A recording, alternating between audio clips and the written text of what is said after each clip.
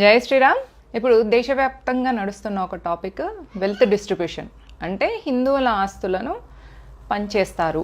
ఎందుకంటే ఆస్తులు ఉన్నది భారతదేశంలో హిందువులకు మాత్రమే.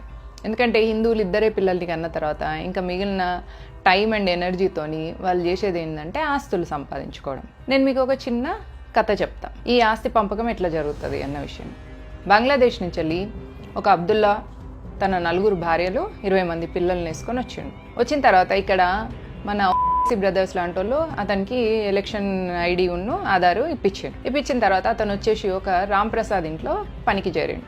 రామ్ ప్రసాద్కి పెద్ద వ్యాపారం ఉంది, ఒక భార్య 2 పిల్లలు. ఈ అబ్దుల్లా వెళ్ళేసి మన బంగ్లాదేశీ అబ్దుల్లా పోయి రామ్ ప్రసాద్ ఇంట్లో పనికి కూర్చున్నాడు. రామ్ ప్రసాద్ ఊకే తిడుతున్నాడట అబ్దుల్లాని. తిడుతుంటే అప్పుడు రామ్ ప్రసాద్ భార్య అడిగిందంట అబ్దుల్లా నిన్ను సార్ ఊకే తిడుతుంటే నీకు కోపం రాదా అని అడిగిందంట. అప్పుడు అబ్దుల్లా చెప్పిందంటే సార్ పనిచేసేది నా కోసం నా పిల్లల కోసమైనా, ఆయన అప్పుడో మాట ఇప్పుడో మాట అంటే తప్పేమున్నది మేడం అని అన్నాడంట.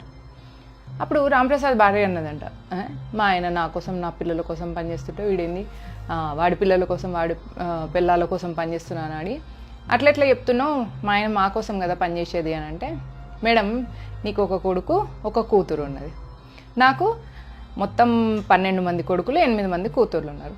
నా కొడుకులల్లా ఎవడో ఒకడు నీ కూతుర్ని లేపుకెళ్ళిపోతాడు, దాన్ని మీరు లవ్ జిహాద్ అని మొత్తుకుంటారు తప్ప ఏం చేయలేరు. అట్లా తీసుకుపోగానే నా కొడుక్కి సగం ఆస్తి వచ్చినట్టే కదా, అప్పుడు సార్ ఆస్తి సగం నాకు వచ్చినట్టే కదా, నా పిల్లలకు వచ్చినట్టే కదా అని అన్నాడు. ఈ లొల్లి అయితే ఉన్నప్పుడు నీ కొడుకు ఊకుంటాడా?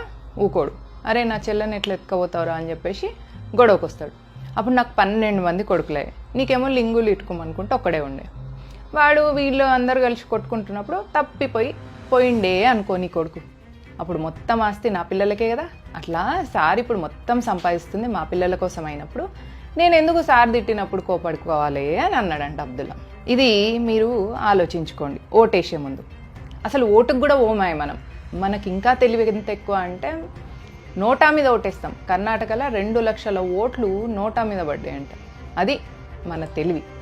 మనం ఇటు పిల్లల్ని సంపాదించుకోము, ఆస్తులు సంపాదించుకొని ఆస్తుల కోసం మేబీ చౌకీదార్ అని చెప్పేసి అక్కడ నించున్న ఒక వ్యక్తిని సపోర్ట్గా వెళ్ళాం, ఓట్ వెయ్యం. ఇదే మరి ఎట్లా జరుగుతుంది? ఇది డైరెక్ట్గా మీ ఆస్తిని మొత్తం ఇట్లా పేపర్ల మీద రాయించుకొని తీసుకుపోయి వాళ్ళ పేరు మీద ఇట్లా ఇస్తారా అంటే ఇంకొక మెథడ్ కూడా జరుగుతుంది. మొన్న కర్ణాటకలో నేహా అనే అమ్మాయిని మొహమ్మద్ ఫయాజ్ అనే అబ్బాయి చంపేసిన తర్వాత భారతీయ జనతా పార్టీ కార్యకర్తలు, బజరంగ్ దళ్, విశ్వ హిందూ పరిషత్ అందరూ పోయి లొల్లి చేసిండంట.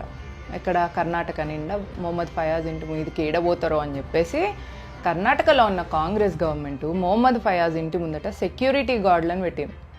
ఎందుకు సెక్యూరిటీ గార్డులను పెట్టిందంటే రేపు ఫ్యూచర్లో మొహమ్మద్ ఫయాజ్ ఇంకేదన్నా ఇట్లాంటి పని ఇంకొక నేహా ఎంబడిపడి ఇంకొక నేహాని హతమార్చే ప్రయత్నానికి వెళ్ళినప్పుడు అతనికి మోరల్ సపోర్ట్ ఉండడం కోసం అట్లా సెక్యూరిటీ గార్డ్స్ని ఇస్తారనమాట. సెక్యూరిటీ గార్డ్స్ని ఇస్తే రేపు ఇంకొక నేహాని ఎత్తుక్కోగలుగుతాడు మొహమ్మద్ ఫయాజ్. లేకపోతే ఇప్పుడు వీళ్ళందరూ పోయి బీజేపీ కార్యకర్తలు పోయి మొహమ్మద్ ఫయాజ్ మీద దాడి చేసినుకో వాడు ఆ భయానికి మళ్ళీ నెక్స్ట్ ఇంకేందో ఆడపిల్లని చూడకపోతే ఎట్లా? వెల్త్ డిస్ట్రిబ్యూషన్ అంటే డైరెక్ట్ మీ ఆస్తి సంతకాలు తీసుకొని వాళ్ళకి సంతకాలు ఇవ్వక్కర్లేదు. వాళ్ళు మీ మీద దాడి చేసినప్పుడు మౌనంగా ఉన్నా కూడా అదే వెల్త్ డిస్ట్రిబ్యూషన్ అంటే.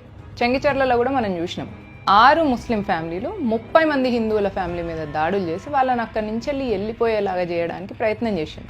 వీళ్ళు ఇక్కడి నుంచి పలాయనం అయిపోతే అక్కడ వాళ్ళు ఇల్లీగల్ బిజినెస్లు చేసుకుందామని చూస్తున్నారు. ఇది కూడా వెల్త్ డిస్ట్రిబ్యూషన్లో ఒక మెథడే.